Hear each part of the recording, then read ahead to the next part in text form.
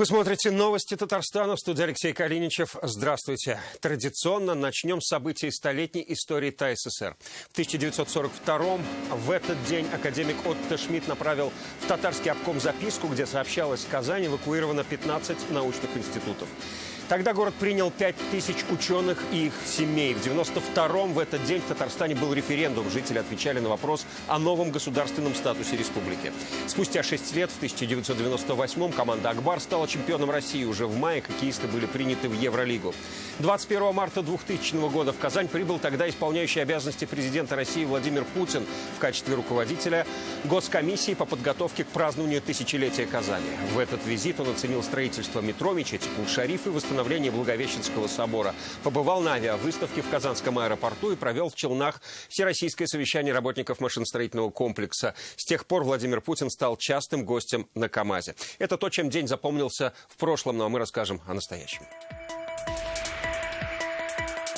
Гречки, макарон, муки на сельхозярмарках хоть отбавляй. Привезли гречку мешками. Удачный ли агрошопинг у казанцев на первой в этом году сельхозярмарке узнала Вероника Гайнутдинова. Холера, тиф, оспа, ангина и сибирская язва. Мой дед умер от септической ангины. Чем болели в ТАССР и как побеждали эпидемии, расскажет Салават Мухаммадулян. Почти всю жизнь воспитывал тех, кто защищает страну сейчас. Видеть труды своих работы – это большое счастье. Так сегодня офицеры со всей страны поздравляли своего учителя, легендарного Ивана Басова, с 90-летним юбилеем, увидел Сергей Хайдаров. Даешь, молодежь! Приехали, и меня сразу удивили те слова, что вот хозяйки данной квартиры, что я не верю в то, что вы такие существуете. Молодежь КНФ помогает пенсионерке ремонтировать квартиру после пожара. Рамиль Шайдуллин с подробностями. В Татарстане подтверждено 5 новых случаев коронавируса, все завозные. Из них 4 жители Татарстана. В данный момент все находятся в республиканской инфекционной больнице под наблюдением врачей. Болезнь проходит в легкой форме.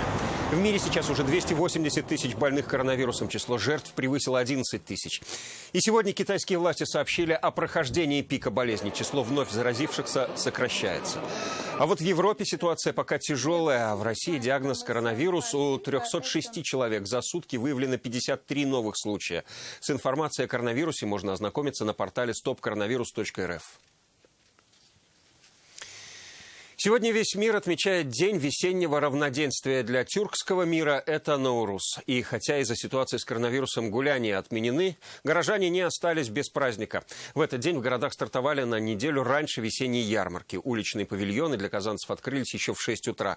На прилавках все напрямую от производителей, даже та самая дефицитная в эти дни гречка. Ассортиментом фермеров и настроением горожан сегодня интересовался лично президент Татарстана. Вот привезли гречку мешками. Гречки, которую в последнее время буквально сметают с полок магазинов, на прилавках сельхозярмарки хоть отбавляй. Их начали на неделю раньше, чем планировали. В закромах крупы много, поэтому фермерам оставалось только привезти. Привезли мы весь товар, все, что необходимое городу. Яички, капуста, и лук, и гречки. Вон, по-моему, привезли, в мешках стоит. Все есть, и все макаронные изделия, колбасные наши изделия. Это свое производство. В широком ассортименте лично убедился и президент. Рустам Минниханов пообщался с производителями и поинтересовался ценами на продукты. Только на одной площадке «Агропромпарк» 8 тонн муки, 10 тонн круп, в 4 раза больше картофеля и овощей. Продуктовые запасы пополняются за считанные минуты. Достаточно ли самого востребованного товара, президент узнал и у покупателей. А что так мало взяли? Как так мало? На двоих. Ну вы молодцы. Аппетит хороший. Да. А такие это стройные. Спасибо. У покупателей режим повышенного спроса, а вот в масках единицы. Многих не столько заботит защита от самого вируса, сколько наличие круп.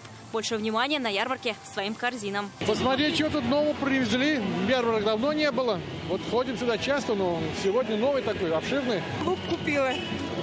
Подешевле все. Песок здесь вот на ярмарке подешевле. Мясо вот много купили. Купили и окорочка, помидоры, огурцы, гречка, полба, овсянка, масло.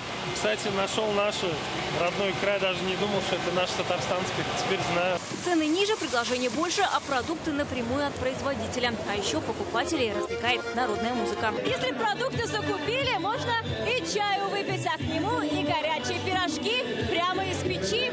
Это лишь первая сельхозярмарка этой весны. Теперь фермеров ждут каждую субботу в городах республики. Вероника Гайнудинова, Вадим Илларионов, ТНВ, Казань. И сегодня Рустам Минниханов на традиционном совещании поручил главам ведомств лично следить за наличием продукции в магазинах и аптеках. Также президент поручил представителям министерств и ведомств продолжать работу по приему граждан в штатном режиме. Вся система государственной власти, федеральная, республиканская, муниципальная, функционирует. Все ограничительные меры, которые мы выставили, они связаны с защитой нашего населения. Но все органы государственной власти работают в штатном режиме, но с системой защиты, ограничений по количеству и все. Коронавирус пополнил список тех заболеваний, что уже были на нашей территории. Тиф, холера, ангина, корь, малярия, менингит. В столетней истории ТССР эпидемии случались не раз и не два, но тогда главной причиной историки называли голод и антисанитарию. Как боролись, чем лечились, почему не паниковали? Историю болезни изучил Салават Мухаммадуллин.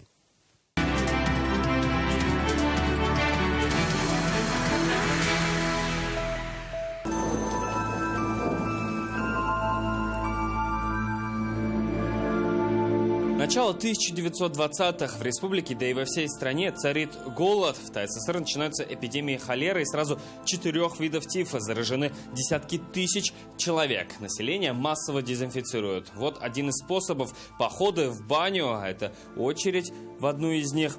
С собой все берут веники и тазики. В борьбе с болезнью все средства хороши. Столовые и медкабинеты от американцев, дезинфицирующие камеры, массовая вакцинация. Правда, в селах делать прививки соглашались не все. Врачам приходилось уговаривать население. Бывали казусы, когда приезжающие врачи острым скальпелем делали на плече ребенка острый надрез, тогда не было шприцев, и буквально в этот надрез они вкладывали небольшое количество порошка детрита, необходимого для борьбы с оспой. А родители после того, как вот такая манипуляция проводилась, они часто вымывали детрит из вот этой вот ранки. Так что это время борьбы не только с эпидемиями, но еще и с предрассудками. Победить оспу и массовый голод удалось только к середине 20-х. Годы войны, ситуация повторяется. Недоедание, отсутствие лекарств, социальной и медпомощи, особенно в деревнях. Без еды невозможно, а потому люди начали употреблять больных животных. В 1943-м вспышка сибирской язвы, а через год эпидемия септической ангины. Я могу даже сказать, что мой дед умер от септической ангины, мой дед Ахмед. Моя тетя Наджия болела. Во многих деревнях был объявлен карантин. Людей, заболевших септической ангиной, заперли в этих бараках, не бараках, в школах, их лечили. Так удавалось локализовать очаги болезни. В городах помещения обрабатывали хлоркой и спиртом. Искоренить эпидемию помогли и подоспевшие к концу войны антибиотики. Голод, холод, ни ошарка, ни витамин, ни что, ничего. А как мы жили, я не знаю. Так Амина Галиева вспоминает уже 60-е. Во времена оттепели, по ее словам, в села пришла корь. Дети снова были на домашнем карантине. Врачи опять пошли по домам. 2 детей рожала в 60-м году, 63-м году. И в то время они у меня тоже заболели всякие эти корью, чаща. Какую-то мазь нам выписали. Каждая медсестра каждый день приходили, намазали, у меня такие маленькие дети, да, намазали на каждой болячке. И это удалось пережить. Вообще тогда в ТССР было сразу несколько вспышек. И тиф, и гепатит, а за 2 года гриппом и ОРЗ заразились почти 1 миллион человек. У Нины Захаровой тогда была малярия. Говорит, перепробовали все. В ход шли народные методы. Таблетки уже не помогали ничего. Сколько уж я там лежала, я не знаю. И вот кто-то маме... Посоветовали и подсказали, что напоить меня вот коневым соком вот этого вот свежего кала. Ближе к 70-м в СССР вспышка холеры, но республика прогремела с ней на всю страну уже в 21 веке. Советский район Казани, Азино-1. Когда-то на этом месте был пруд. Сейчас уже не верится, но в 2001 году примерно отсюда пошла вспышка холеры. Еще днем 3 подростков купались в водоеме. Уже вечером их госпитализировали в инфекционную больницу. Минувшие выходные распространилась инфекция. Несмотря на то, что в пруду купание было запрещено, многие жители микрорайона спасались днем от жары. И в народе начинается что-то похожее на панику. Люди боятся пить воду. По сообщениям СМИ, 30 июля от холеры умирает 40-летний мужчина. Вспышка переходит в Высокогорский и доходит до Алькейского района. В итоге заболевают 52 человека. В некоторых дворах даже были такие нарушения санитарного режима, что приходилось и детей подбирать, и какие-то семьи под особый контроль помещать. Под контроль были взяты в том числе вот все водозаборы. Я помню, как мы неоднократно выезжали. Экстренные меры позволили справиться с холерой за 2 месяца. Место очага сожгли, засыпали землей и хлоркой. Сейчас об этом здесь ничего не напоминает. Так что эпидемии, карантины и усиленные меры безопасности были уже не раз в 100-летней истории ТССР. И, как показывает практика, паниковать не стоит. Достаточно придерживаться советов врачей, соблюдать правила личной гигиены и думать не только о себе, но и об окружающих. Салават Мухаммадуллин, Ренат Сафин, ТНВ, Мамадышский, Высокогорский районы и Казань. В Татарстане пресечена деятельность международной экстремистской организации Нурджоллар, запрещенной в России. Сделано это совместными усилиями сотрудников ФСБ, МВД, а также Росгвардии. Как известно из материалов следствия, с 2015 года задержанные проводили собрания и вербовали новых участников. Обыски прошли по 4 адресам. Изъята запрещенная литература и электронные носители. Лидер ячейки заключен под стражу на 2 месяца. Справедливый человек, мудрый учитель, а для кого-то еще и второй отец. Сегодня в Казанском танковом училище встретились офицеры из разных уголков страны. Все они ученики легендарного полковника Ивана Басова. Приехали специально, чтобы поздравить наставника с 90-летним юбилеем. Он отдал Казанскому танковому 30 лет. Кто сегодня приехал сказать ему спасибо, увидел Сергей Хайдаров. Это наш батя. Комбат Батяня. Комбат Батяня, Батяня, комбат. Сердце не прятал за спины ребят. Воспоминания, слезы и крепкие офицерские объятия. Все это ученики легендарного полковника Ивана Павловича Басова. Они приехали с разных уголков страны, чтобы сказать спасибо и поздравить учителя с 90-летием. Он нас воспитывал, и то, что он нам дал, какие навыки привил, нам потом пригодились в нашей дальнейшей службе. Людей, которых он выпустил, вот, например, министра обороны Беларуси, потом, по-моему, на Украине. Ну и вообще много генералов он выпустил. Ну, Иван Павлович, это вообще, это наша легенда, это наше все. Он еще раз доказал то, что вот жизнь эту надо любить.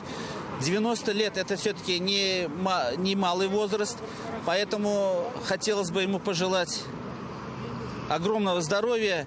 Он отдал Казанскому танковому 30 лет жизни, выпустил более 1000 офицеров. Как признался сам, для него счастье видеть сегодня результат своих трудов. Много начальников разного ранга тоже работают, тоже стараются, но их не видно. А я был всегда на виду. В этом ему помогала его боевая подруга, супруга Луиза Дмитриевна. Сегодня она тоже рядом. Танк водила. Стрелять не давали. А вот танк водила. Сам Иван Павлович по поводу юбилейного возраста скромничает. Говорит, это просто еще один повод вернуться в родное училище и увидеть близких людей. Сергей Хайдаров, Игорь Романов, ТНВ Казань. Весенний призыв не отменят и не перенесут. Министр обороны России Сергей Шойгу заявил, что призывная кампания в этом году пройдет в соответствии с федеральным законом с 1 апреля по 15 июля. Министр отметил, что всех призывников проверят на коронавирус. Ровно через месяц должно пройти голосование по поправкам в Конституцию. Оно, если позволит ситуация с коронавирусом, состоится 22 апреля. Мы спросили у татарстанцев, примут ли они участие в волеизъявлении и что думают на этот счет. Пойдете голосовать за поправки в Конституцию? Конечно. Почему? Ну как почему? Может мы против, а может и за. Нужно же выбрать. Чтобы у нас жизнь еще лучше была, краше была. Не знаю пока. Пока неизвестно, оно может и не будет. Конечно, пойдем обязательно голосовать. Не поддержу. Сходим ради нашей России. Какие поправки одобряете больше всего?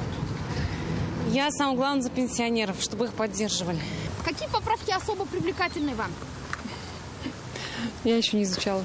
Пройдут выборы по поправкам Конституции страны. Пойдете отдавать свой голос? Обязательно. А почему важно отдать свой голос? Ну, вообще-то это наша страна, мы граждане этой страны. Мы, в общем-то, должны пойти. Выборы же все-таки.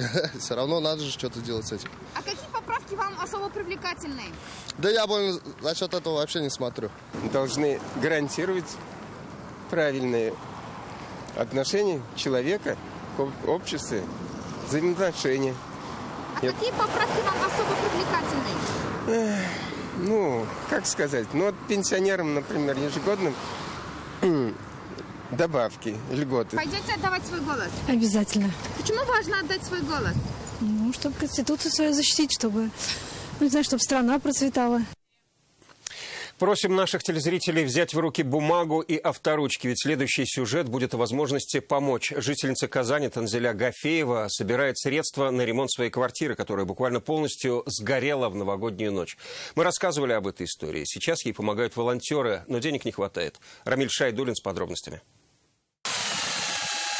Прошлая суббота снова началась с ремонта. В квартиру Танзили Гафеевой вновь пришла молодежка ОНФ. Добровольцы шпатлевали и грунтовали стены, помогали избавляться от последствий пожара. У нас с собой 200 килограмм шпаклевки и штукатурки. Сегодня наша задача – это обработать уже все стены, привести их в то состояние для того, чтобы здесь уже можно было жить. Еще в начале января такого было невозможно и вообразить. Квартира Танзили Гафеевой была похожа на пепелище. Черные стены, потолок, мебель – это последствия новогодней ночи. В окно влетел предмет, который сначала приняли за фейерверк. Мама позвонила после Нового года, я думала, она меня поздравить хочет.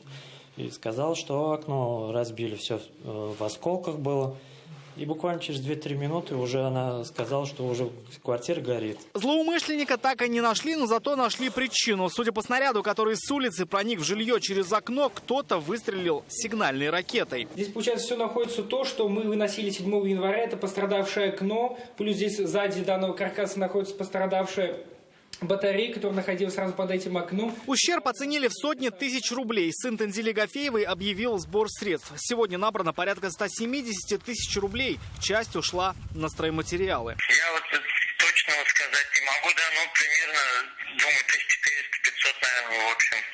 Это уже чтобы отставить квартиру с мебелью. Помочь Гафеевым можно по реквизитам, указанным на экране. В таком случае ремонт они планируют завершить уже этим летом. После шпатлевки и окраски добровольцы приступают к потолкам и обоям. Рамиль Шайдуллин, Владимир Ларионов, ТНВ, Казань. Интернет-версию итогов прошедших 6 дней читайте на сайте газеты «Реальное время». Ну а сейчас самое интересное в интернете за неделю увидите в традиционной субботней рубрике «В сети». Я же с вами прощаюсь, до новых встреч. Всего вам доброго.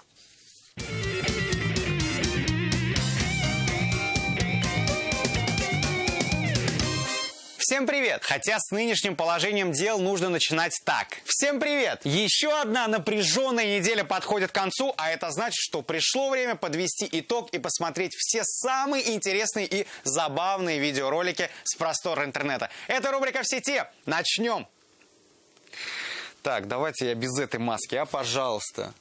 Вот армяне нормальную маску придумали. Новые маски. Не ходите, не ищите. Там это дефицит. Вот маски какие надо. Армянский вариант. Вот так. Вот так берете.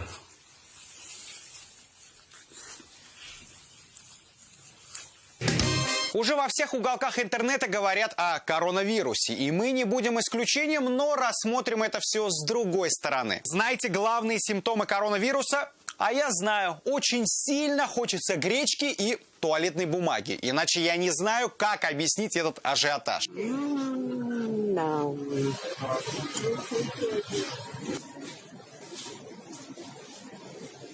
Вот такая очередь. Но кто-то в соцсетях пишет, что это искусственный ажиотаж. На самом деле так оно и есть. Вот только что был в магазине, друзья, там все есть. Так что не переживайте. Паника полнейшая была. Говорят, полки пустые. Полный, слава богу. Но чтобы быть всегда во всеоружие готовым к различным заболеваниям, нужно начать с самого малого – регулярного мытья рук. Наши врачи из РКБ показали, как правильно нужно мыть.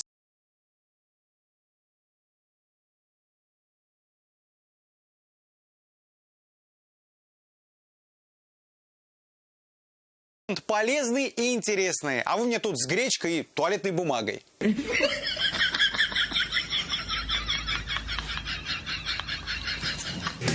Небезызвестные в интернет-кругах российские бабушки прогнали, да что там прогнали, сожгли этот коронавирус к чертям. Вот мы его сегодня разорвем, а вируса как не было, так и не будет. Во всяком случае, не просто во всем мире, а в нашей стране его нет. Мы сжигаем его, сжигаем этот коронавирус.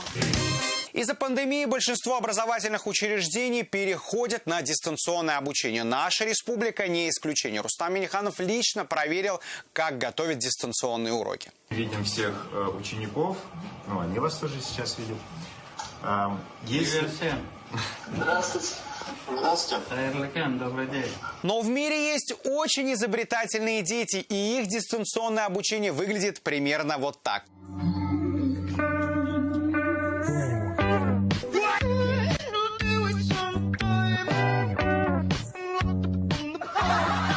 Ну, сразу видно, хорошая школа, умным вещам парня научили. Очень милое видео из Испании, когда все жители сидят дома на карантине.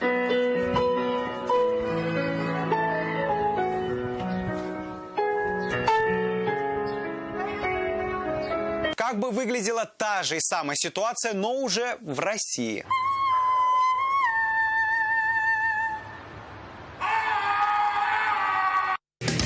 А сейчас топ-тем, которыми больше всего интересовались татарстанцы на этой неделе в Яндексе. На первом месте по-прежнему, и, судя по всему, еще ближайшие несколько недель, будет коронавирус. Друзья, не поддавайтесь панике, все будет хорошо. На втором месте российский предприниматель Ирик Минахмедов, ушедший из жизни 13 марта. И на третьем месте группа Little Big, которая уже точно не поедет на Евровидение. И напоследок вам веселое видео для поднятия настроения. Улыбайтесь и будьте в сети. Пока!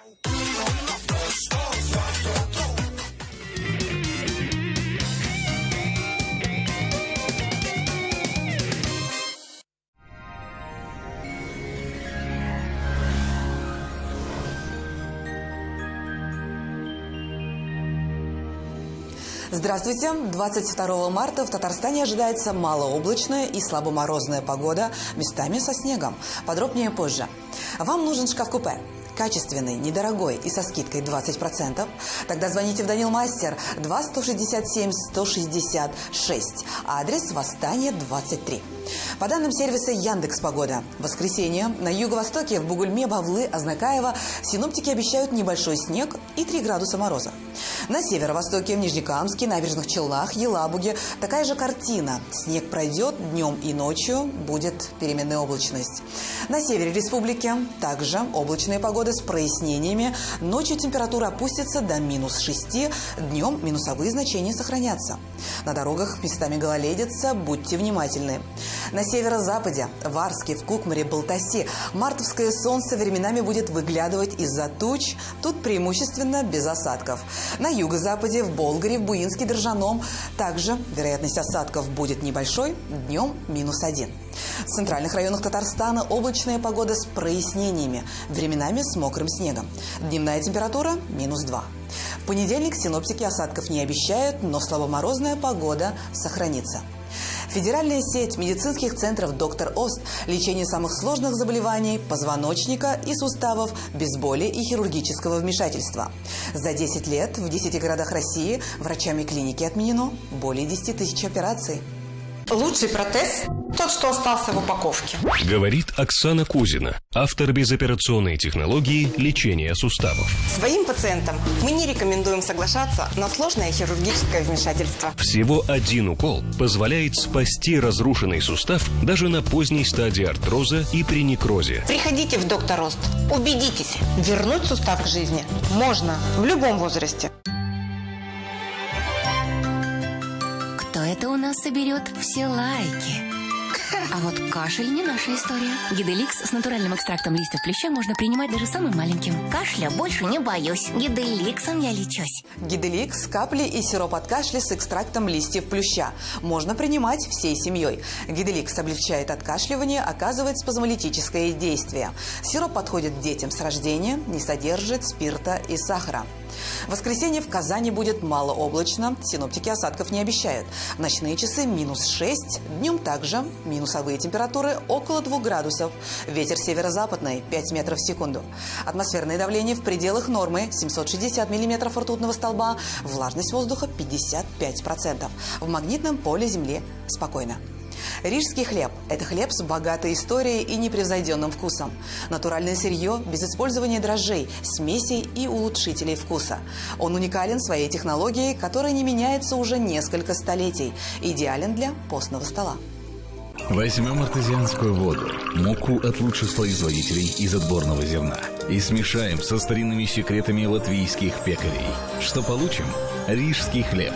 Заварной хлеб ручной работы, без консервантов, дрожжей и масла. Идеален для постного стола. Рижский хлеб.